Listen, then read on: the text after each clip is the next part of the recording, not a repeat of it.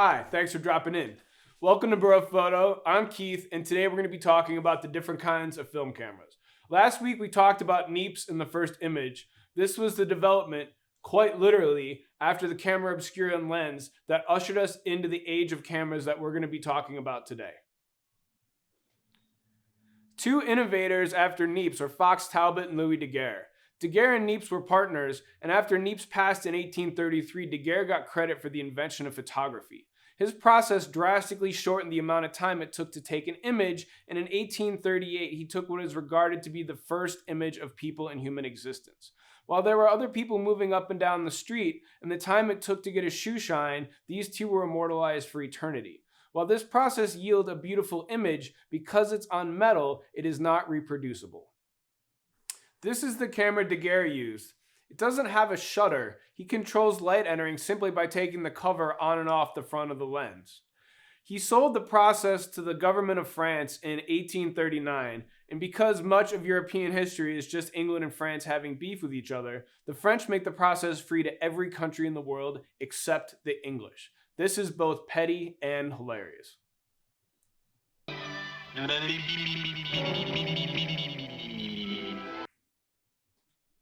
Not to be outdone, in 1840, Englishman Fox Talbot invents a method that yields a paper negative, which is reproducible, called the Calotype process.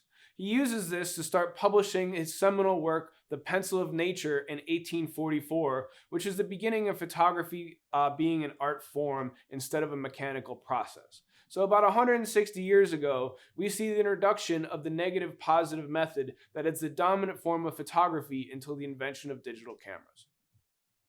The next step is the creation of emulsions that are more sensitive to light, which allows the capture of motions at faster speeds. This leads to the development of shutters that are more responsive to time than simply taking a lens cap on and off the camera. While there are different emulsion and shutter methods used, most of the cameras were the same design, which is still in use today. That's the view camera. That felt very toast. Yes! View cameras were the most common design for the first 60 years of photography, and their major advancement was having a bellows in them instead of being made out of a box.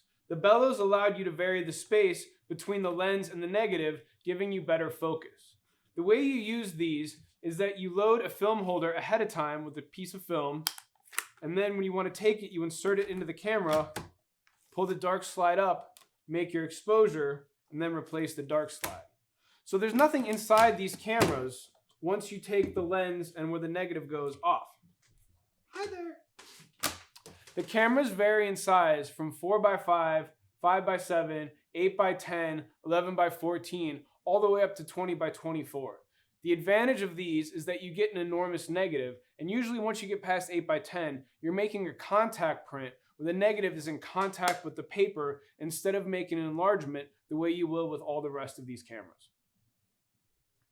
The next landmark was the mass production of roll film and portable cameras. In 1888, George Eastman introduced his first camera, the Kodak Black, with the tagline, "You press the button, we do the rest." You would shoot an entire roll, send the camera back for processing, and they would send you prints. In 1990, he introduced the Brownie camera, which changed photography forever.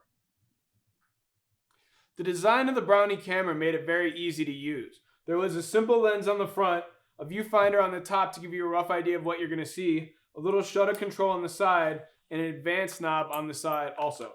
So when you open the camera up, you're just going to have an area where film is going across the back, like this. And then you would advance it and it would get exposed until you got to the end of the roll. So the design of modern disposable cameras is very much the same. You have a little plastic lens, a shutter button, an advanced knob, and then you're just winding the film across the back and dropping it off. Holga and Lomo cameras follow the same basic design. They have a plastic lens, usually just a shutter button, minimal or no controls. The main difference is some of them are going to take 120 film, and then some of them are going to take 35mm film. But once you get used to developing and scanning your film yourself, these are a very fun, inexpensive way to take pictures. And it's very easy to take these cameras with you. A lot of them are like hollow, oh God. We can be done. Fuck it. Let me see how far that take went.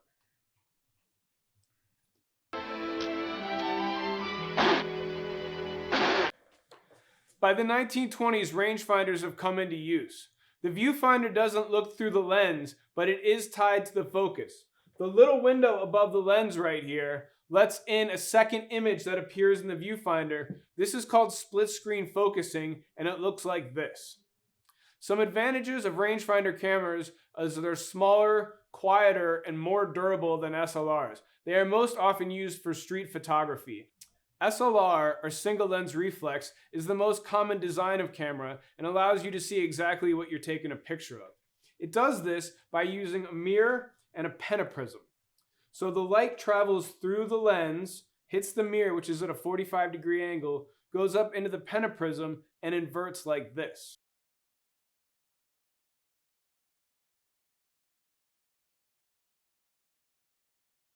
When you take a picture, the mirror snaps up and the shutter opens, allowing you to expose your film. This is the same principle in a DSLR, except it's exposing a sensor and not a roll of film. TLR, or twin lens reflex, is usually used for 120 film. It has a lens on top connected to a viewfinder, usually a waist level viewfinder you use looking down into it, and another lens on the bottom connected to the shutter. The image isn't going through a pentaprism, so it's reversed. This can take a little bit of getting used to when you start. We've talked about the different kinds of cameras. Next week, we're going to go over how to make a proper exposure using aperture, shutter speed, and film speed. If you would like to get a head start on the lesson next week, download the free app Lux Professional Light Meter on your phone and practice using it. So how you doing?